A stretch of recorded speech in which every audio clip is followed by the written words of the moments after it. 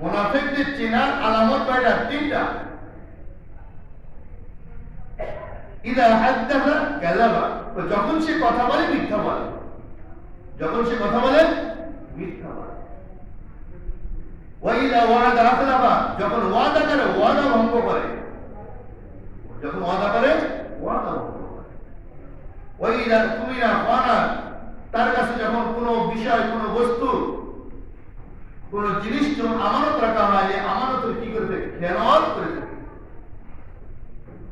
এই মুনাফিক চেনার আলামত হলো তিনটা, যার মধ্যে এই তিনটা গুণ থাকবে, তিনটার যে কোনো একটা থাকবে, সে মুনাফিকের খাতায় চলে যাবে।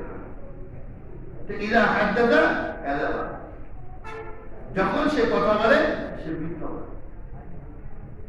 তাই যে সময় হোক, যে কাজের জন্য হোক, কথা বললেই কি বলবে? মিথ্যা বলবে। তাই মিথ্যা বলাই মৃত্যু, এও মুনাফিকদের অন্তর্ভুক্ত।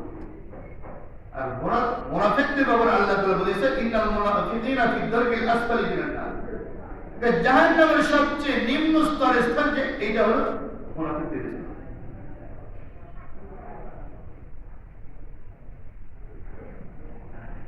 عن ابن مسعود رضي الله تعالى عنه عن النبي صلى الله عليه وسلم قال إياكم والكذب فإن الكذب يهدي إلى الفجور وإن الفجور يهدي إلى النار।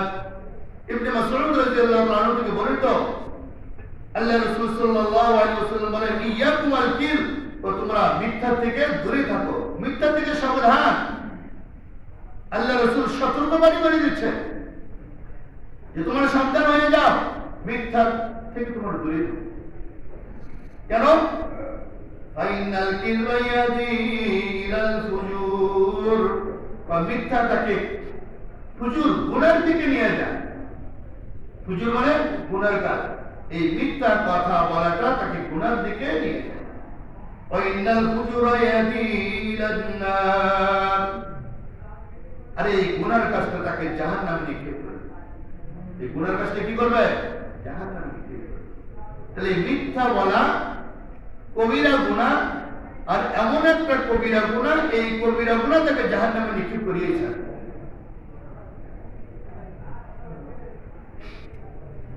এরপর আল্লাহ রাসূল সাল্লাল্লাহু আলাইহি ওয়াসাল্লাম আরো বলেন,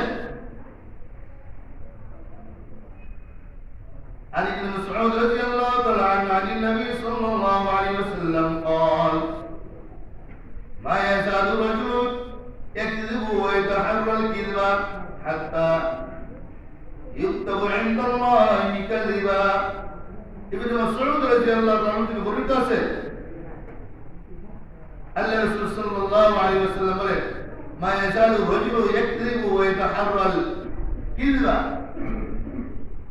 যে ব্যক্তি সব সময় মিথ্যা বলে, ওয়া ইয়াতাহাররা, মিথ্যাকে তালাশ করে, হাত্তা ইউকতাবু ইনদাল্লাহি কাযিবা, আল্লাহ তাআলার সামনে তাকে মিথ্যুক হিসেবে উপস্থাপন করা হবে।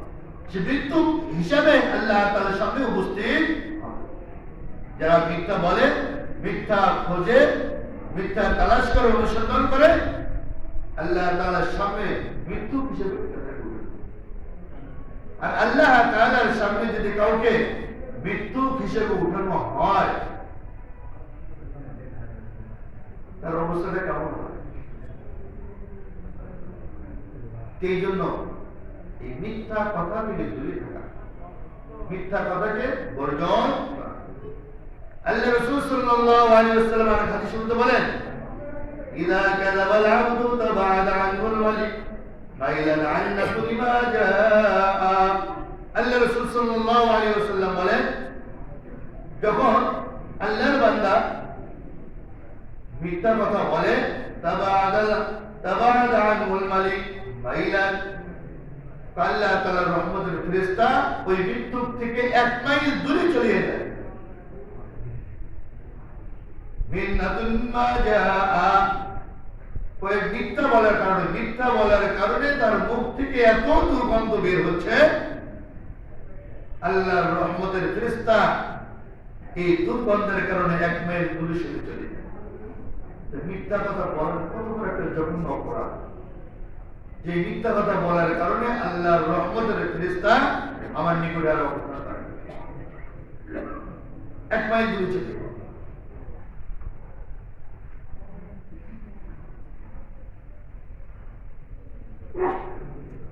এই জন্য মিথ্যা কথা বলা আমাদের এমন একটা অভ্যাস হয়ে গেছে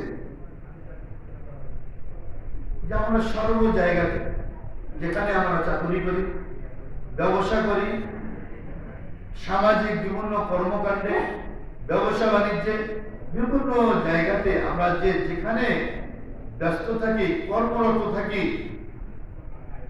আমাদের সেই জায়গাগুলোতে মিথ্যায় আমরা সেলা করি।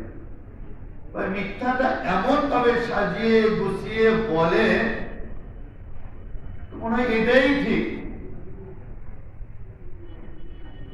মিথ্যুকেরা এই মিথ্যা কথাকে এমন ভাবে সাজিয়ে গুছিয়ে বলে এটাই আসল,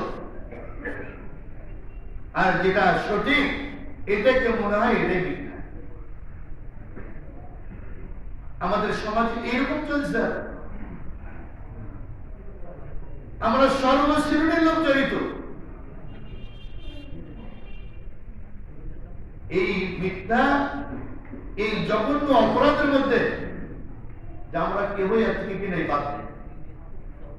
যে যেখানে আছি এখান থেকে আমরা মিথ্যা অনায়াসে বলে দিচ্ছি, অথচ এইটা জানি বলতেছি আমার কি অবস্থা হবে, আল্লাহ তাআলা রাজি হবে না বেজার হবে।